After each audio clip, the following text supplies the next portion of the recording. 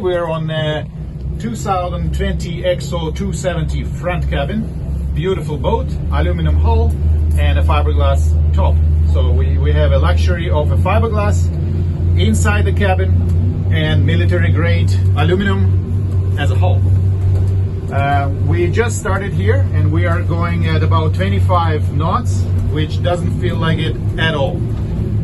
We're increasing here and I'm speaking and I think everybody can hear. You can have an absolutely beautiful conversation about the boat, about the weather, and the noise is basically non-existent inside the cabin.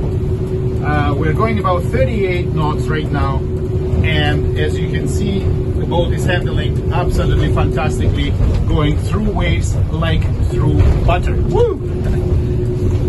So absolutely recommended. Great design.